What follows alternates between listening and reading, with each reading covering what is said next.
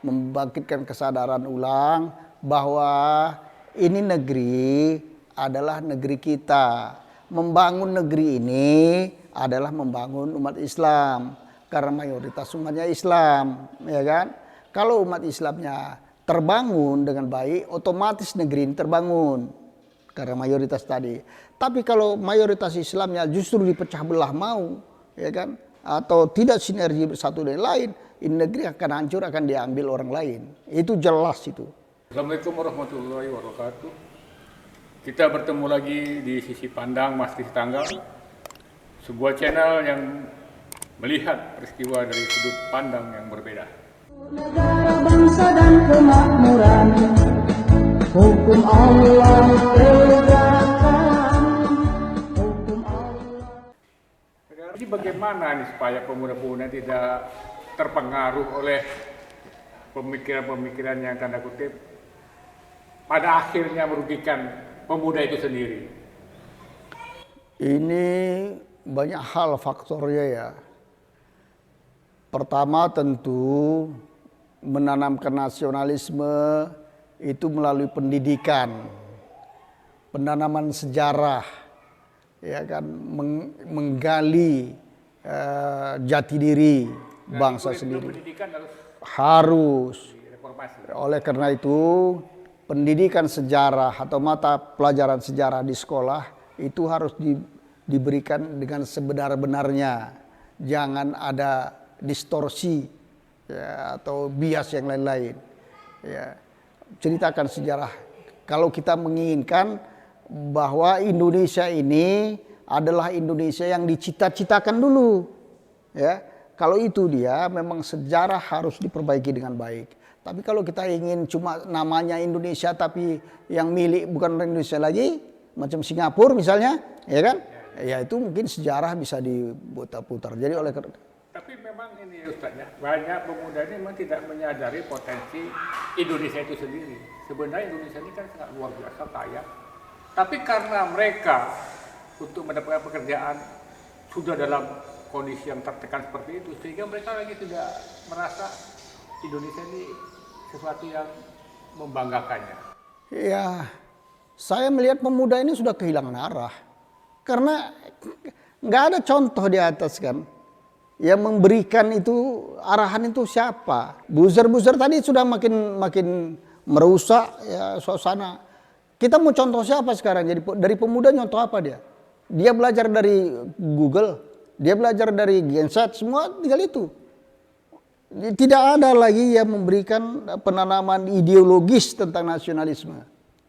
Nah, yang ditawarkan oleh partai-partai itu cuma malahan banyak yang tidak memberi kontribusi pada tumbuhnya pemuda untuk membuat nasionalisme berkembang dan membangun negara sesuai dengan semangat nasionalisme dari awal. Cuma dimanfaatkan. Nah, ya kenapa? Sistem demokrasi kita pun sudah bukan lagi lebih banyak membangun negara, tapi membangun partai, membangun kekuasaan. Nah, itulah yang berbahaya. Jadi bayangkan sebuah partai inginnya yang penting banyak orang, dia menang jumlah suara terbanyak, kan itu. Maka mau maling dia silahkan datang, mau pencoleng dia silahkan datang, perampok, pembunuh ayo datang kemari, dukung partai saya, kan begitu. Nggak ada lagi nilai yang ditanamkan. Jadi kita nggak heran kalau kemudian ada partai-partai yang pokoknya suaranya banyak dan kemudian sumbang ketika dia berada dalam posisi DPR, sumbang kalimat-kalimatnya, kata-katanya dan segala macam dan perilakunya. Bahkan ada yang berupaya kepada menghilangkan nasionalisme yang sesungguhnya, membangun nasionalis baru yang di situ sebenarnya tidak terkait dengan sejarah bangsa. Apakah perlu dekret atau semacam apa referendum? Bagaimana menurut pandangan Ustaz? Ya, kalau semua berniat sama, baik penguasa sekarang maupun rakyatnya dan para pengelola negara yang sekarang ada, kalau itu menyadari, itu sederhana. Ayolah lakukan pemilihan jujur, ya kan? Ayolah rekrut calon-calon pemimpin itu yang benar-benar. Tanpa dikrit ya. Tanpa dekrit dengan baik-baik, ya kan? Tapi kesadaran, ya kan? Ayolah kita rebut lagi nih, bisa nggak lintas partai, lintas apa, bikin semacam katakanlah konsolidasi nasional atau apa istilahnya? Nasional lah, di luar itu ngomong ya kita perbaiki, udah selesai. Mana yang mau diperbaiki ini, undang-undang dasar oke, dia apa oke, kepolisian ini, ayo perbaiki sama, ayo tata ulang, ya kan, aman kan kalau mau. Tapi kalau ada yang mau mempertahankan kekuasaannya, maunya macam gini supaya dia dan kerajaannya tetap memimpin, itu yang berbahaya. Ya, kalau sampai pada tingkat itu, maka dia akan mengupayakan semua upaya perubahan akan dihempang. Oleh karenanya kita tak percaya juga dengan demokrasi yang demokratis, ya kan? Akhirnya di situ ada anarkis. Kalau sudah anarkis, ya memang nggak ada jalan keluar.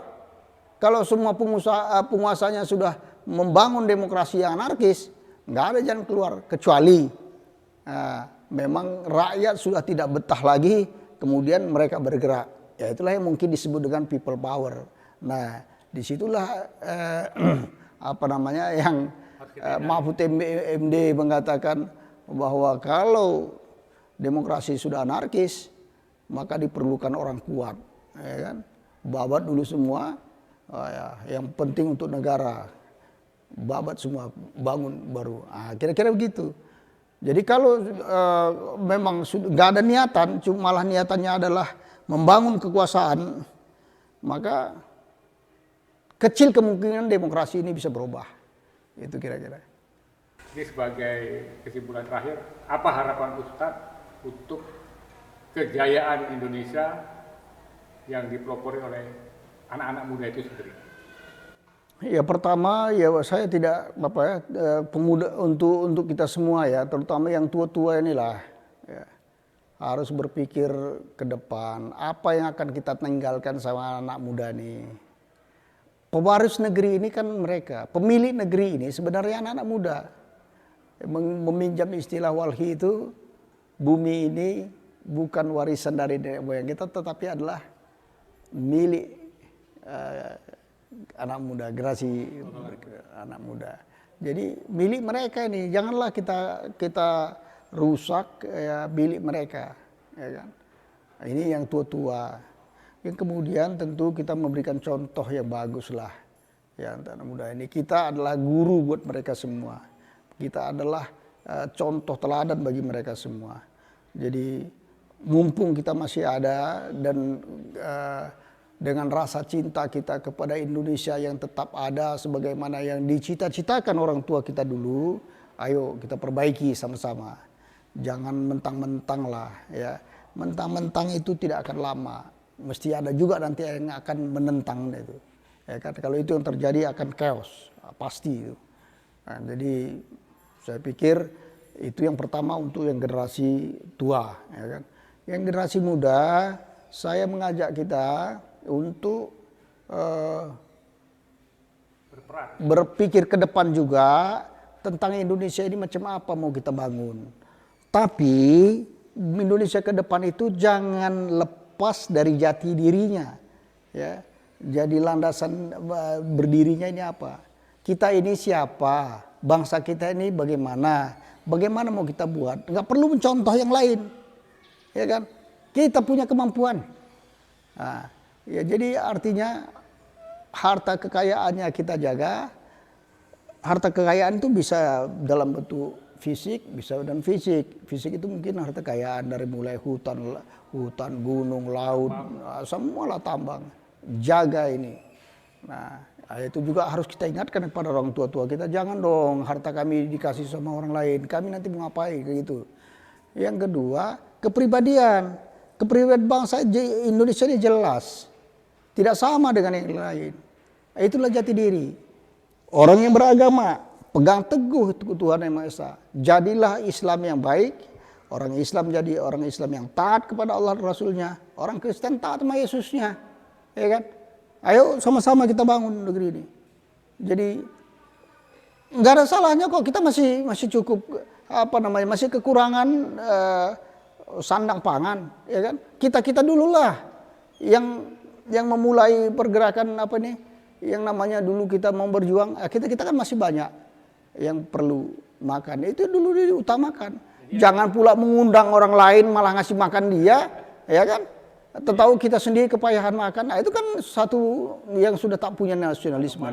Kembali. Ya, kira-kira begitu. Yang lagi viral Anies Baswedan, apakah dia masih disebut pemuda itu? Iya.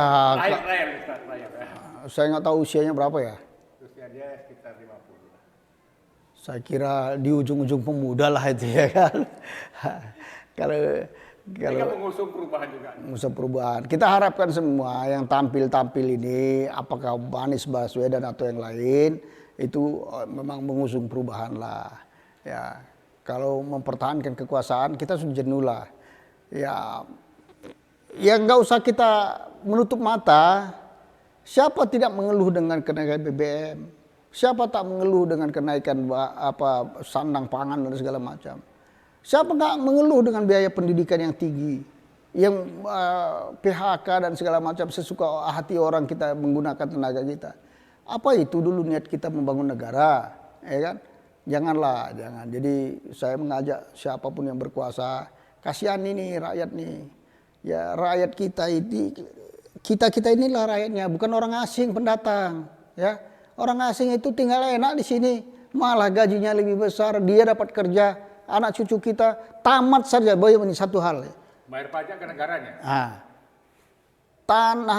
Anak kita tamat sarjana, belum tentu dapat kerja.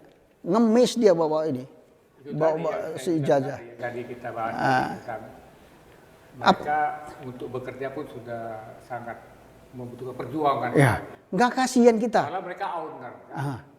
Coba sebagai anak bangsa yang dulu inlander, orang tuanya ikut berjuang.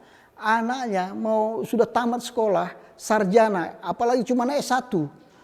Ya. Harus lamar kemari, kan kasihan itu. Kenapa? Anda bayangkan SD ngabis biaya berapa, SMP ngabis berapa, SMA berapa, S1 habis apa. Sampai sekian banyak dia ngabiskan uang, sudah waktunya untuk berumah tangga dan nggak bisa kerja. Ini waduh, menyakitkan sekali nih bernegara seperti itu. Ya, terima kasih Ustadz sudah memberikan pencerahan bagi penggemar sisi pandang. Mungkin kesimpulannya kami persilakan kepada yang mendengar dan menonton ini. Terima kasih Ustadz. Assalamualaikum warahmatullahi wabarakatuh. Waalaikumsalam warahmatullahi wabarakatuh.